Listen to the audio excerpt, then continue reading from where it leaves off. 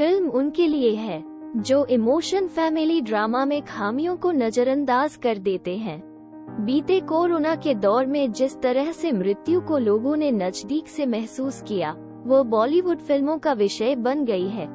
एक समय यह आर्ट हाउस फिल्मों का विषय हुआ करता था, लेकिन हाल के वर्षों में इस पर वेटेग राम प्रसाद की 13वीं और पगलेट जैसी फिल्में बनी हैं। गुड बाय उसी की अगली कड़ी है। यहाँ परिवार के केंद्र की धुरी गायत्री भल्ला, नीना गुप्ता की मृत्यु के मातम से लेकर तमाम मुद्दों पर बहस और कंफ्यूजन है। लेखक निर्देशक विकास बहल ने फिल्म को कॉमेडी और इमोशंस के ताने बाने से बुना है, लेकिन बीच बीच में वो बेअसर हो गए हैं। बॉलीवुड फिल्मों में अपर मिडिल क्लास या रईसों के परिवार अक्सर टूटे बिखरे हैं और किसी की किसी के साथ नहीं बनती। गुड बाय में भी लगभग यही स्थिति है। ऐसी फिल्मों में अंत आते आते सब एक दूसरे की भावनाओं को समझते हुए करीब आ जाते हैं। हरीश भल्ला, अमिताभ बच्चन और गायत्री के 4 बच्चे हैं। चारों वयस्क हैं, कोई दूसरे शहर में है तो कोई दूसरे देश में। अचानक गायत्री की मृत्यु हो जाती है और एक भी बच्चा उसके पास नहीं। किसी का फोन चार्जिंग पर था तो कोई ऑफिस के काम में व्यस्त। सबकी अपनी जिंदगी है, इसके बावजूद 4 में 3 लौट कर आते हैं। यहाँ कहानी का फोकस है बेटी तारा, रश्मिका मंदाना पर। माँ के अंतिम संस्कार की तैयारियों को देखते हुए वो पिता पर खींच उतारने लगती है कि परंपरा और संस्कारों के नाम पर जो कुछ हो रहा है, माँ होती तो इसे कतई बर्दाश्त नहीं करती। यहाँ से तनाव शुरू होता है। करण, पावेल गुलाटी अपनी विदेशी पत्नी एली अवराम के साथ आता है और उनकी अपनी निजी जिंदगी का ट्रैक भारतीय संस्कारों से अलग चलता है। फिल्म में विकास बहल ने मां के मृत्यु के बाद पिता और उसकी संतानों में तनाव के जो दृश्य लिखे, वे हैरान करते हैं कि क्या वाकई इनकी यहाँ जरूरत है। अपने मूल आइडिया में कहानी रोचक होने के बावजूद पटकथा में बिखरती है।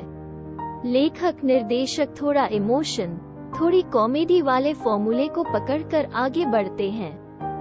साइंस या संस्कार की बहस में पड़ी कहानी को बीच में सुनील ग्रोवर सहारा देते हैं और उनकी उपस्थिति दर्शकों को राहत देती है। पंडित के रूप में वो फिल्म में सबसे अलग उभरते हैं। एक तरह से वो कहानी के भी मध्यस्थ बनते हैं और इसे संतुलित करने की कोशिश करते हैं, मगर इससे फिल्म को खास फायदा नहीं होता, जिसकी बड़ी वजह है स्क्रीन प्ले। इसमें उतार चढ़ावों के बीच भल्ला परिवार की कई बातें खुलकर सामने नहीं आती। आप समझ नहीं पाते कि हरीश और गायत्री ने एक ही बच्चे को गोद लिया था या फिर सारे ही उनके गोद लिए हुए हैं। शुरुआती तनाव बीच में अचानक पिघल जाता है, सबका हृदय परिवर्तन हो जाता है। यह कैसे होता है मालूम नहीं चलता।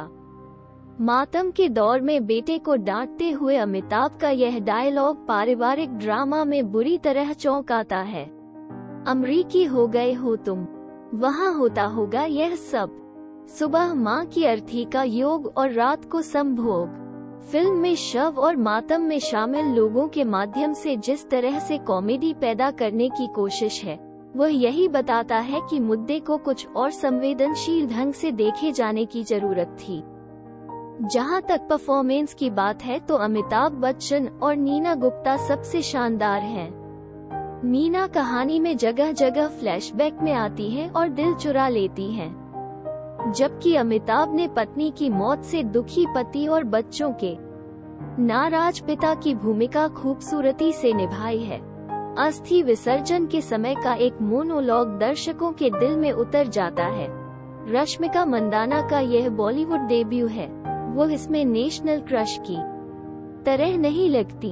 उनके संवादों में भी साउथ इंडियन टच झलकता है, जबकि भल्ला परिवार पूरी तरह से नॉर्थ में सेटल है। पावेल गुलाटी के हिस्से में कुछ अच्छे दृश्य हैं और उन्होंने इन्हें अच्छे से निभाया है। जय अकाल महाकाल गीत अच्छा है और कैमरा वर्क भी। राइटिंग और निर्देशन दोनों में विकास भल्ला को अपनी कल्पना को कुछ ऊंचा उठाने की जरूरत थी। उनके ऐसा न कर पाने से फिल्म औसत रह जाती है। फिल्म में कुछ भावुक पल जरूर अच्छे हैं, लेकिन अधिकतर समय सिनेमाई लीक पर ही चलती है। आज सुबह सीनियर एक्टर अरुण बाली के निधन की खबर आई है। उन्हें इस फिल्म में नीना गुप्ता के पिता की भूमिका में देखा जा सकता है। उनके दिल को छूने वाले कुछ दृश्य यहाँ हैं।